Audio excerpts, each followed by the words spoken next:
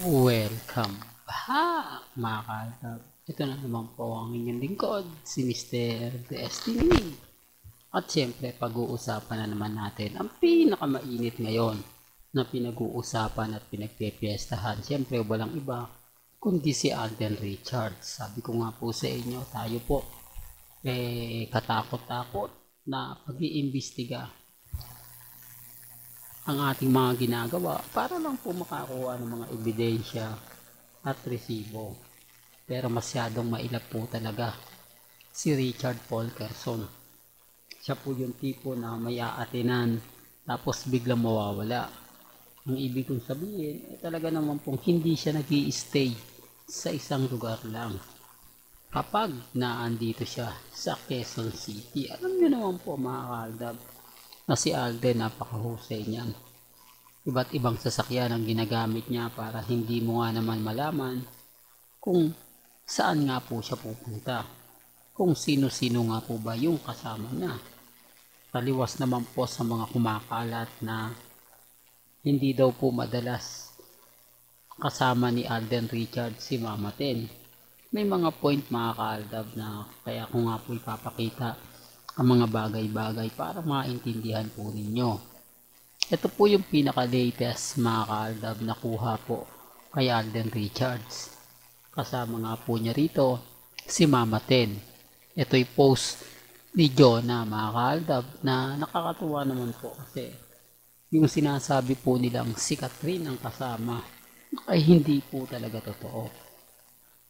Hindi po ba? Kasi walang post si Jonah na kasama nga po niya o kasama niya si Catherine. Kasi po pwede naman mangyari yun eh. Hindi po ba? Na ganito ganyan. Sa totoo lang po hindi ko na nga po pinost eh. Yung iba po yung kasama ni Catherine. Kaya lang siyempre maraming magre-react sa akin na Aldab Mason. Dapat nga Mr. Destiny hindi mo na pinapansin kasi lalo lang silang iingay eh. Lalo lang silang aangas. Pero kung hindi mo na yan papansinin, hayaan mo na lang, okay na. Di po ba? Pero ang gusto ko lang po kasing ibatid sa channel natin, gusto ko lang pong laging sabihin, paliwanag na minsan kailangan po natin sabihin ito, kailangan natin ipakita kasi nasa atin po yung o tayo po yung mas nakakaalam eh. Tayo po yung mas nakakaunawa at nakakaintindi. Kaya ako nga po sinishare sa inyo para lang malinaw, para lang po kumbaga may gabay po kayo. Kasi sabi ko nga po sa inyo, yung teleserye ni Marian Rivera, ni Alden Richards, malabo po yun. At yung pelikula, imposible po yun. Marami pong naka-schedule ngayon kay Alden Richards.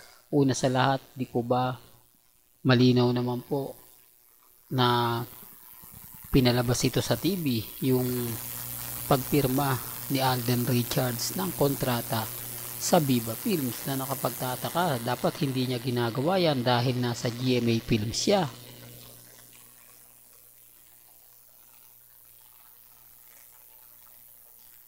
Doon pa lang po mapapaisip na po yung iba. Doon pa lang po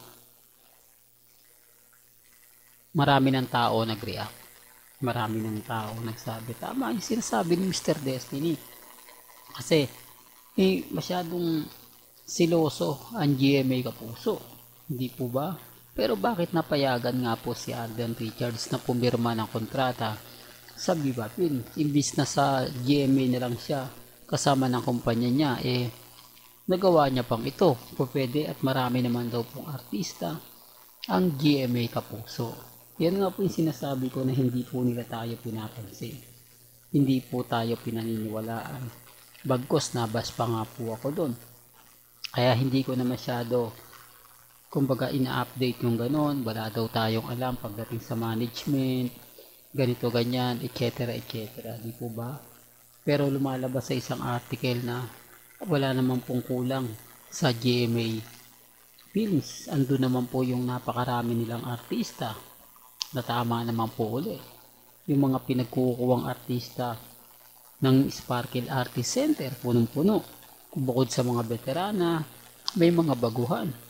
na tamang-tama nga po sa mga project ni Alden Richards. Doon pa lang po mga kaaldab na ipapaisip na yung iba eh. Pero gaya na sinabi natin, wala po tayo sa posisyon dahil sinasabi nila wala daw tayong alam sa management. Ngayong weekend, ngayong mga kaganapan, ngayong family bonding, isa po ito sa rason kung bakit po masaya po ang fandom.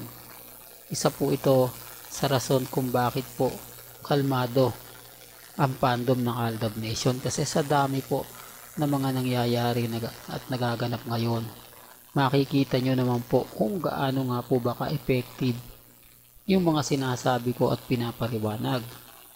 Bagamat marami talagang kumukontra, normal lang po yan. Hindi nila matanggap na si Alden Richards at si Mengay ang totoong magkasama. At hindi po yung sinasabi nila na madalas makita. Common sense na lang po. Normal lang po yun. Napapakalat po ng mga army niya. Dahil desperado na po sila. Hindi po tayo. Ang naglalaon tayo po daw yung desperado. Pinipilit daw po natin. Kahit hindi. Wala naman pong problema eh. Hindi po ba? Kung pinipilit namin, bakit naman po sila affected?